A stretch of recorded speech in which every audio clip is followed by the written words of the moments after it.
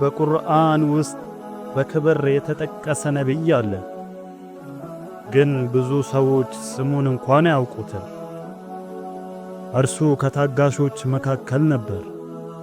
በቃሉ የታመነ በትዕግስቱ የተመረጠ። ውድ የሐሚም ሚዲያ ቤተሰቦች ዛሬ ስለ ዙልኪፍል ዓለይሂ ሰላም እንነጋገራለን። ዙልኪፍል ዓለይሂ ሰላም በቁርአን ውስጥ 2 ጊዜ ተጠቅሷል። አላሁ ስብሓንሁ ወተዓላ እንዲህ ይላል፣ እስማኤልን እድሪስንና ዙልኪፍልን አስታውስ፣ ሁሉም ከታጋሾች ነበሩ። ይህ የክብር ቃል ነው። አላህ በትዕግስቶቻቸው መርጧቸዋል። ነገር ግን ስለ ሕይወቱ ዝርዝር ታሪክ በብዙ መጽሐፍት አይገኝም። ለአንድ አካባቢ ተልኮ ሕዝቡን ሲያገለግል የነበረ ነቢይ ነበረ። የነቢዩም መጨረሻ ሲቃረብ የአካባቢውን ሕዝብ ሰበሰበ።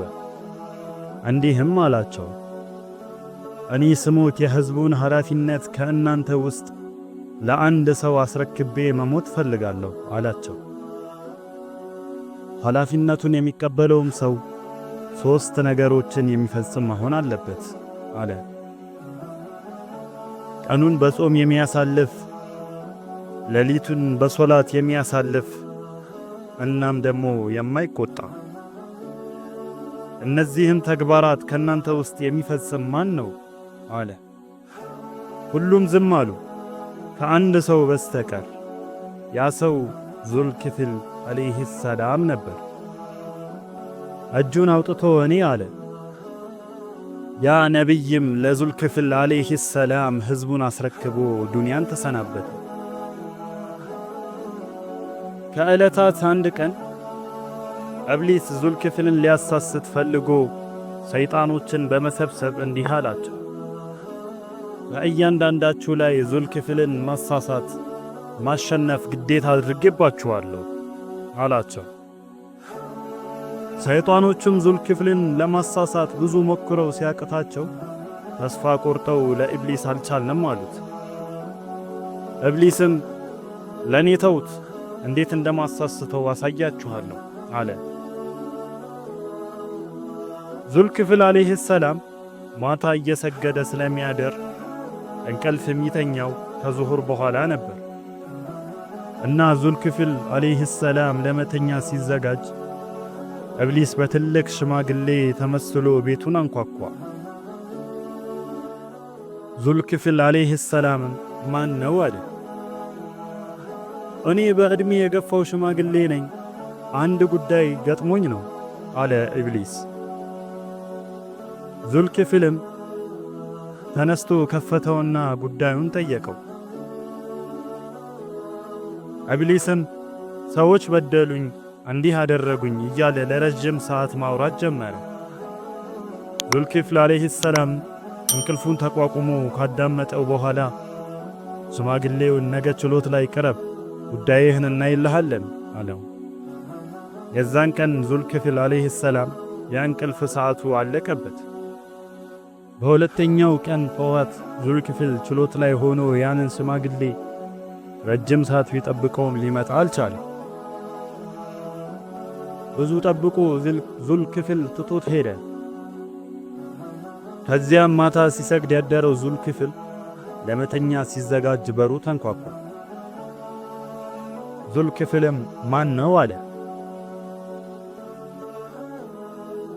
የትናንቱ ሽማግሌ ነኝ አለ ኢብሊስ።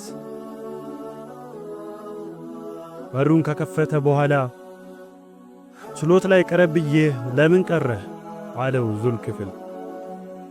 ኢብሊስም አረ በጣም መጥፎ ሰዎች ናቸው፣ የበደሉኝን ላንተ ተናግሬ ችሎት እንደምትይዝ ሲሰሙ ሐቅህን እንሰጥሃለን አሉኝ።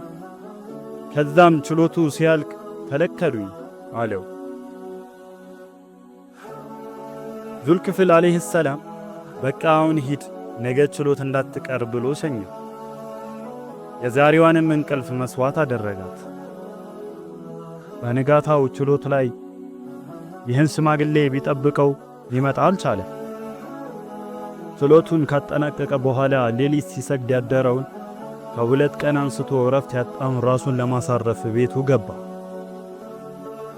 ለዘቦቹም ማንም ሰው ቢመጣ እንቅልፌን ሳልጨርስ በሩን እንዳያንኳኳ ብሎ ክፍሉን ዘግቶ ተኛ። ዙልክፍል ዓለይሂ ሰላም ለመተኛት ሲዘጋጅ ሽማግሌው መጣና ሊያንኳኳ ሲል ዘቦቹ ከለከሉት። ትላንት መጥቼ ጉዳይን ነግሬው ለዛሬ ቀጥሮኝ ነው አለ ኢብሊስ።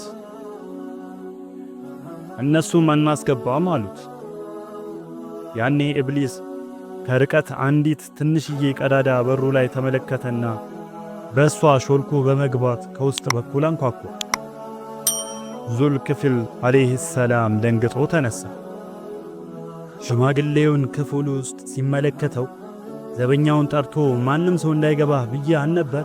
ለምን አስገባኸው ብሎ ጠየቀው። እኔ አልፈቀድኩለትም፣ በዚህ ቀዳዳ ነው ሾልኮ የገባው አለው። ያን ጊዜ ዙልክፍል ዓለይሂ ሰላም ነቃበትና አንተ የአላህ ጠላት ኢብሊስ ነህ አለው። ሽማግሌው አዎ ኢብሊስ ነኝ፣ በተለያዩ ነገሮች ፈትኜ ካልቻልኩህም፣ ስለዚህ ይህን ስልት በመጠቀም ላስቆጣህ ፈልጌ ነበር፣ ግን አላህ ጠብቆ አሁንም አልቻልኩም አለው። ለዚህ ነው አላህም ዙልክፍልን ኃላፊነትን የመወጣት ባለቤት ብሎ የሰየመው። ከዙልክፍል ዓለይሂ ሰላም ታሪክ ምን እንማራለን? አንደኛ፣ ቃልን መጠበቅ። ብዙ ጊዜ እኛ ቃል እንሰጣለን፣ ነገር ግን አንጠብቆ።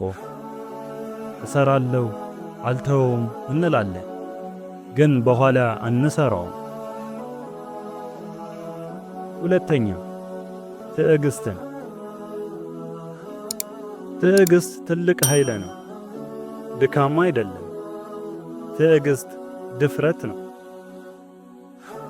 ሶስተኛ፣ ኃላፊነትን። አንድ ሰው ኃላፊነትን ሲወስድ አላህ ከፍ ያደርገዋል። ዙልክፍል ዓለይሂ ሰላም ስሙ በቁርአን መጠቀሱ የትዕግስቱና ኃላፊነትን የመወጣቱ ምልክት ነው። ዙልክፍል ዓለይሂ ሰላም ብዙ ዝርዝር ታሪክ ባይኖረውም በአንድ ቃል ይታወሳል። ትዕግስት። አላህ ከታጋሶች መካከል ጠርቶታል። ይህ ትልቅ ክብር ነው። እኛም በዕለታዊ ሕይወታችን ቃላችንን እንጠብቅ፣ በፈተና ጊዜ እንታገስ፣ እምነታችንን አንተው። በቀጣይ ክፍል የእውቀትና የጥበብ ነቢይ ስለሆነው ኢድሪስ ዓለይሂ ሰላም ታሪክ እንነጋገራለን። ይህ ሐሚም ሚዲያ ነው። እንዲህ ያሉ የነቢያትን ታሪክ ከፈለጉ ቻናሉን ላይክ፣ ሼር እንዲሁም ሰብስክራይብ በማድረግ ቤተሰብ ይሁኑ። ሰላሙ ዓለይኩም ወራህመቱላሂ ወበረካቱሁ።